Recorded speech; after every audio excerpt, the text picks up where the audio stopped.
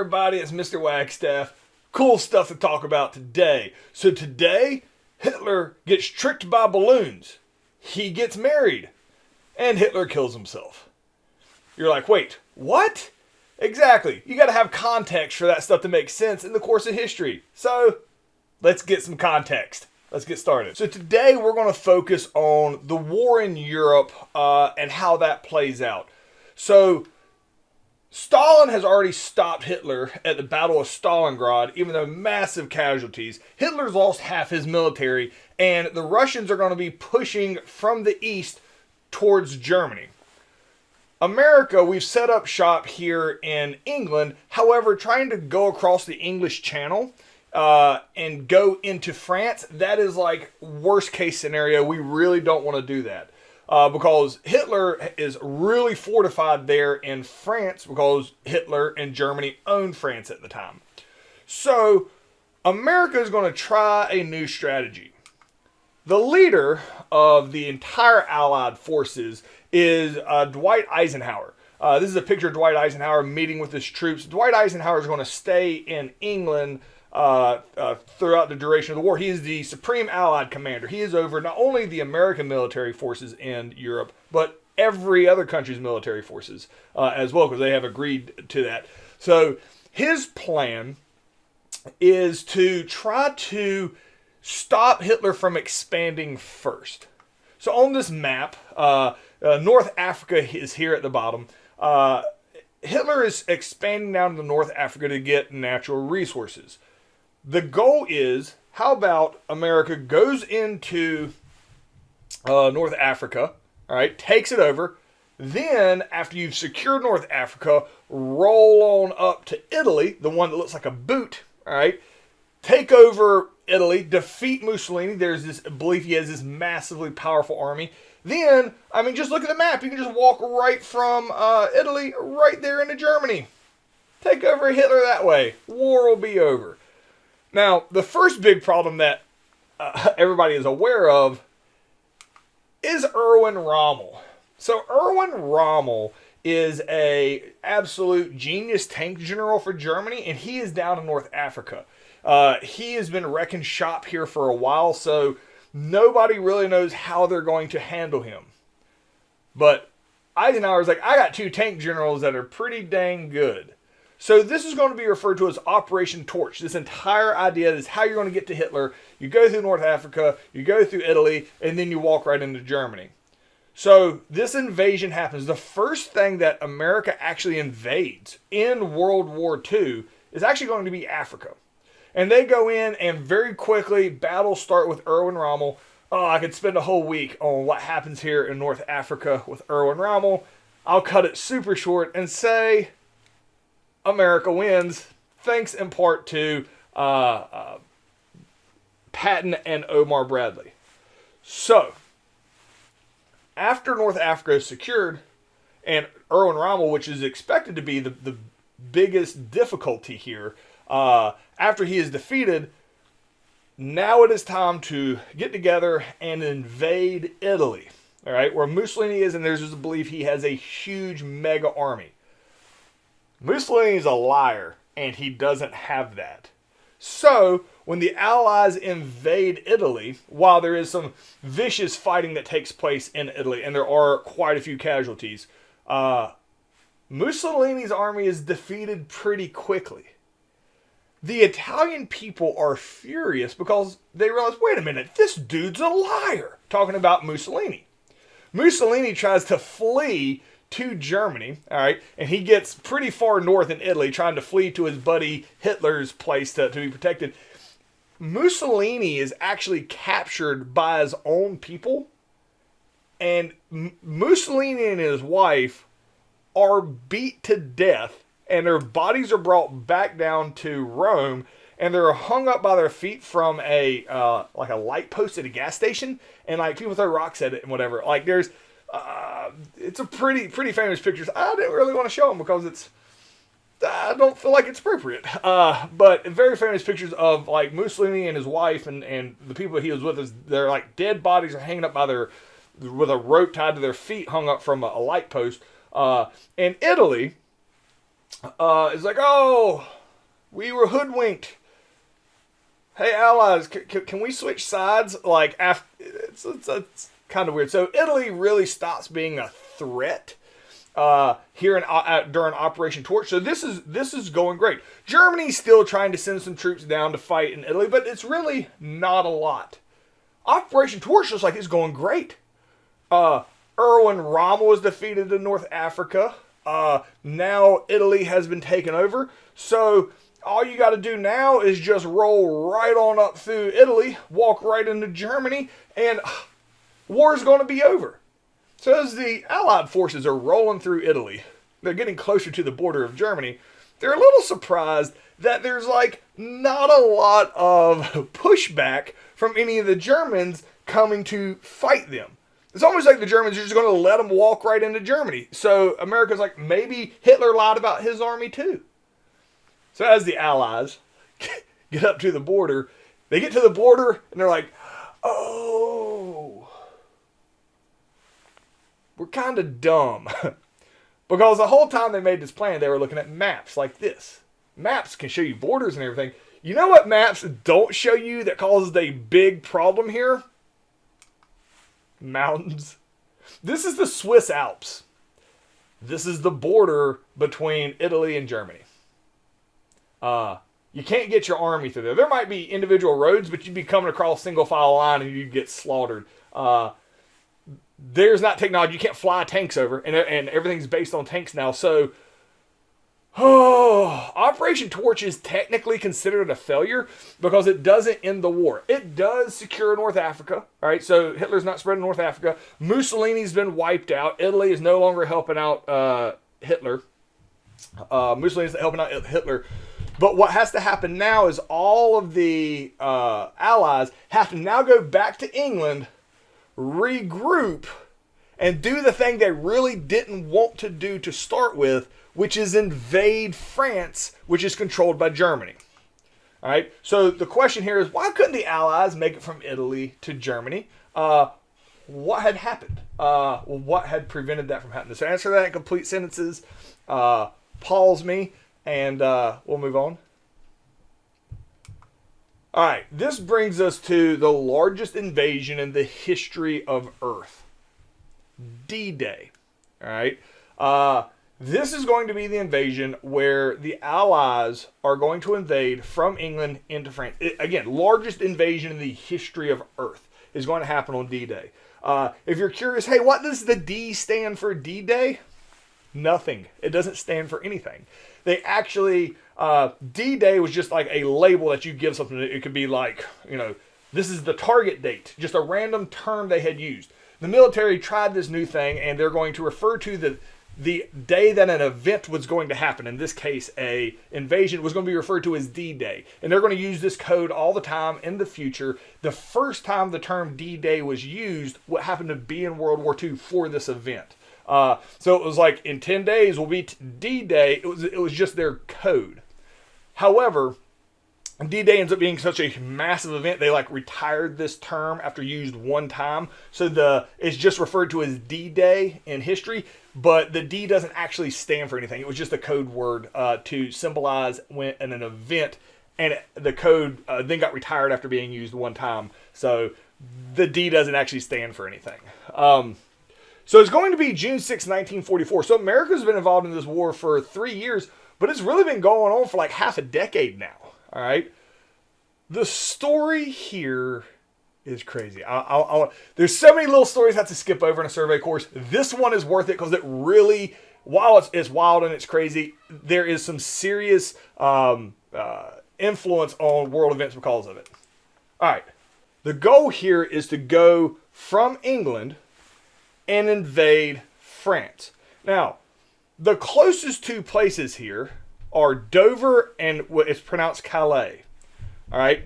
Hitler would assume this is where the attack is going to take place because that's the closest two places. Normandy would be one of the least defended places as far as troops because it is basically a mountain range that you're invading off the beach and it's a clear a cliff. Anyway, so it is important to point out there is a weird dynamic that has taken place. Hitler he's not afraid of anybody. Well, almost anybody. Hitler has become terrified of the American tank general George Patton. He has like journals about it. Like he's really afraid of this dude, George Patton. George Patton actually knows Hitler is afraid of him, and everybody like on Earth knows there's this dynamic. Hitler is afraid of George Patton. Why? I don't know. I don't know why. I mean, he's a great general, but there's a lot of other people that Hitler could just as easily be afraid of. But he's really concerned about George Patton. Maybe because George Patton beat Erwin Rommel, his top tank general, whatever. Hitler is afraid of George Patton. So, George Patton's kind of your secret weapon psychologically with Hitler. Now, George Patton's kind of a loose cannon. He's kind of like that on purpose. So while this plan is getting put into action on how to invade, Hitler is real curious where Patton is going to be. Because he assumes, since Patton's the best tank general for the Allies, in Hitler's mind, that he is going to lead this charge. Well, something has happened in the background. Patton got in trouble in the military during this time period because Patton slapped a soldier. This is a screenshot from a movie named Patton. This is a pretty famous movie. This is not actually Patton slapping, this is the actor playing. But anyway. So Patton goes into a hospital giving out Purple Hearts after a battle where people have been hurt and sees somebody who today we would call it post-traumatic stress syndrome, like PTSD. The term shell-shocked is hardly even used. At the time, it's called battle fatigue. Like, if you're having like an emotional breakdown from what you have seen in battle, it was considered weak. And there's a soldier there who absolutely just could not handle combat, having a nervous breakdown. Patton views him as weak and goes in and slaps this guy in front of everybody in the hospital and calls him a coward. Well, Eisenhower, who's his boss, forces him to apologize. It's a really awkward event. And he basically gets relieved of his duty. All right. So when he gets relieved of his duty, he basically doesn't get to be in charge of this invasion. Hitler, who is completely afraid of Patton, doesn't believe it. All right. So Eisenhower also realizes that Hitler doesn't believe that he has been removed from duty. So Eisenhower tries to sneakily move Patton, but it's like the worst kept secret. He has to pretend like he's trying to be secretive so that Hitler doesn't find out, but at the same time, let Hitler find out. Because what he does is he moves Patton up to Dover secretly, knowing Hitler can see him do it, to prep for this invasion. So Hitler thinks he's smart. Hitler's like, they tried to pretend like him slapping this guy is going to take him out of this entire invasion that he knows is coming in France. Hitler knows it's coming. But I'm smarter than you, everybody, because I see you trying to sneak him over here to Dover. So Hitler takes all of his troops and puts them at Calais. All right? And Hitler is going to keep trying to spy and see how big of an army that Patton is amassing. Now, Patton is pretty irritated about what is happening, because Patton is not going to be allowed into this invasion. That's his punishment for slapping. Like, he really is in trouble for slapping him. Hitler thinks that's impossible. They'd never take their best general out for slapping somebody. So the story keeps getting better. So you have to make it look like Patton has a massive military, and Patton's a tank general. So you have to get all these tanks over there, like they're getting ready to get shipped across right here to Calais. So, but the actual real army is going to be spread out all over the borders of England, and kind of like spreading your peas out on your plate when you're a kid, so it makes it look like there's less of them. So they don't have like a whole second army of tanks they can set here and make it look like he has a tank army. So what do? It's called the Ghost Army. They give him thousands and thousands of these tanks. And you're like, oh, that's a tank. That's a... Wait a minute. What is that? That, what you're looking at, is a balloon. And you're like, no. Check that out. They give Patton tons of balloon tanks and put them in a field. So when you're flying over and you're trying to spy on them, it just looks like a bunch of tanks when you're really far away from it. So Hitler fully expects the invasion, because he's worried about Patton, is going to come from Dover to Calais. That is where Hitler's army is at. On June 6, 1944, The largest invasion in the history of humanity takes place at Normandy Beach. It's divided into 5 different beaches. Omaha and Utah are the 2 beaches that America invades. Juno and Gold are the 2 beaches that... Sword and Gold are the 2 beaches that England takes over. And Juno is the 5th beach that Canada takes over. Because Canada's completely legitimate military. I don't know why they get discounted. They are legit. They invade Normandy, and while you could spend how many lessons talking about what actually happened at Normandy, it is an absolute... They rush to take over Normandy. It takes all day to take over Normandy. This is a black and white photo. Another one that has been colorized, which I think has more impact on it. But this is a real photograph. Again, it was the original photograph is black and white. They have added color to it since. This is what Normandy looked like at the end of the day. The largest invasion ever, and the Allies now have a foothold here in Normandy. Hitler, 100% could have stopped this. Once the attack happens, they go, because Hitler wanted to sleep in that day. It's a whole nother story that we don't have time for. Hitler could have sent troops down, sent his troops from Calais down to Normandy to stop this invasion, or at least make it more difficult. Hitler refused because he said, it is going to be from Patton. It wasn't from Patton. Patton had concerned Hitler so much that it gave him too much of the ability. Patton had concerned him so much that it basically froze Hitler to allow the entire invasion to take place. So the question here is, what had happened to keep Hitler from defending Normandy with a bigger army? So answer that completely. Pause me if you need to, and we'll move on.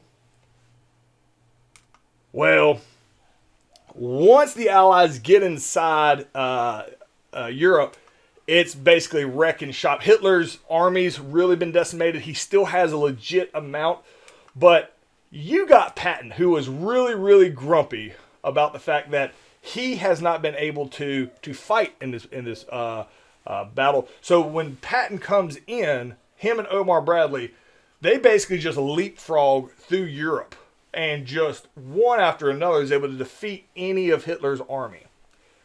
Hitler's last-ditch effort in World War II. As soon as Allied troops step foot into Germany, Hitler tries to, like a spear point, break the Allied lines and basically split the lines in half and then be able to circle around behind them. So Hitler charges right at the dead center of the Allied lines. This is referred to as the Battle of the Bulge because the Allies have, instead of like standing their grounds and fighting, they're like, all right, and they just keep stepping back, fire, step back, fire. The Allies have more troops. They know they can't let their lines break. This is vicious fighting at the end of the war. It's Hitler's last-ditch effort. But they're not able to break the lines of the Allies. And because of that, the Battle of the Bulge kind of just fizzles out. As soon as the Battle of the Bulge ends, there's really nobody standing between the Allies and Berlin, where Hitler is at. And it is an absolute race to get to Berlin. What the Allies realize at this point, as the German soldiers, this is a picture of German soldiers just surrendering left and right. Look at this picture. They're not wearing the same shoes. They're not wearing uniforms. Supply problems. Supply is the ultimate issue in World War II. This well-supplied army stopped being well-supplied. Hitler didn't have the supplies to keep them well-informed, to keep them well-regulated, to keep them well-equipped. So it really tells you a lot about how far the German army, which is this elite fighting force at the start of the war, had fallen when these people start surrendering at the end. Like they're not wearing uniforms, they're not wearing matching shoes. It is crazy. But Hitler's entire goal here, break the line, is his last-ditch effort, and it doesn't work. The Battle of the Bulge was to break the lines of the Allies, and when it doesn't happen, Hitler's basically just a sitting duck here in Berlin. So the question here is, what was his strategy in the Battle of the Bulge? So answer that, explain to me how it turned out. Pause me if you need to, and we'll move on. All right. So VE Day means Victory in Europe Day. Let's talk about how we get there to May 8th, 1945. This man here, you've never seen him before. I mean, if you have, you know who it is. But this is Harry Truman. This is the new president of the United States of America. FDR, he had served 4 consecutive terms. No president had ever served more than 2. In his 4th term, he dies in office. He got polio a 2nd time, the thing that made him crippled. He dies right here at the very end of the war, and his vice president, a guy named Harry Truman, becomes president. So FDR dies, but it's at the end of the war, and Harry Truman is going to be the president of the United States here as Hitler is on his last legs. So Hitler has about an army of about 20,000 people here in Berlin to defend Berlin. He is getting people just racing in as fast as they can from both sides. Who does Hitler hate more than anybody else? Other than, obviously, Jewish. The Russians. Hates Russians with a passion. The Russians are racing in from the east. The rest of the Allies are racing in from the west. Hitler, realizing that not only will the Russians probably get there a little early, he is terrified of what the Russians will do to his country if they get to take it over. He would much rather have England, Britain, France, one of them take it over. So Hitler takes all 20,000 troops that he has, and he stations them on the east side of Berlin to defend just from the Russians, so that it will be the French, the British, and the Americans, and the Canadians, and the other allies coming in from the west side that will take them over. Vicious fighting in Berlin when the Russians show up. This is a very famous picture of just Berlin. That half of Berlin just gets absolutely decimated as the Russians are rolling. This is the Russians putting the Soviet Union flag up as they're going through Berlin. The Americans, as they're coming in, they don't meet any resistance. They're basically just racing down the street to try to get to Hitler. So Hitler at this time, he has barricaded himself down in a bunker. All right. This is the bunker. Obviously, it got trashed after. This is an actual photograph of the bunker that Hitler was in. So Hitler's down here in the bunker, and the story is he could like hear the battle and everything from like upstairs because he's like in a bunker. So Hitler, knowing his life is over, gets married. Yeah, it seems like an odd, again, the logic of Hitler. So Hitler had a longtime girlfriend named Eva Braun. A lot to unpack here. I can't really get into much of it here in a survey course. But Hitler and his longtime girlfriend, they down in this bunker and they get married because that seems like the logical thing to do here. And then after they're married, I don't know how many days they were down here before. Like they could literally hear the footsteps that they both kill themselves. Hitler, they both take a cyanide pill, like a poison pill. Hitler then shoots himself in the head as well because I guess he was afraid it wouldn't work. So they both die. Hitler gives, and this is interesting, he gives very clear instructions to his bodyguards. When we're dead, take our bodies, take them up to the street. Anybody that's around, call out and come out and have them acknowledge that those are our bodies. Once everybody acknowledges this is Hitler and he is dead, pour gas on me, set me on fire. Burn my body, both of our bodies, destroy them. He does this for a couple reasons. Number one, he doesn't want anybody else to pretend. He wants everybody to know that he's dead. All right? He doesn't want somebody else coming out pretending to be him and then like trying to carry it on because he's a very arrogant person. It was his way or no way. He didn't want somebody else to like take any of his glory. Secondly, he needs his body burned because if the Russians get a hold of his body, they're going to like cut his head off and carry it around on a stick. And that 100% would have happened. So he wants everybody to know that he's dead and then go ahead and destroy my body so other people can't do it, so I can do it on my own terms. So this is what happens. Hitler kills himself, takes his body in the streets. It is burned. They have dental records. They can prove it was him. Conspiracy. People think Elvis is alive and Tupac, whatever. There's all these conspiracy theories. Hitler died that day. It's verifiable. Hitler died that day. And it is called VE Day, Victory in Europe Day. Basically, the Russians and Americans basically get to the charred bodies at the same time. And very quickly after World War II, there's going to be argument over who gets to control Germany. It's a whole nother unit. But victory in Europe. Hitler has been defeated. Everything he has been taken over has been liberated. And the war is over in Europe. And it is VE Day. All right.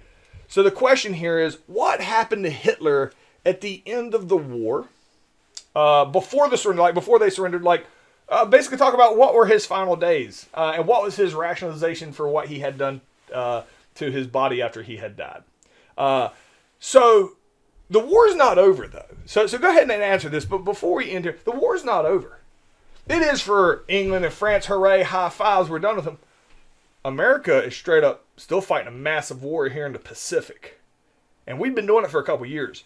And while the war in Europe has been going well from the beginning, in the Pacific, against Japan and their Navy, not going nearly as well. But that's what we'll pick up on tomorrow. Answer that completely. See y'all tomorrow.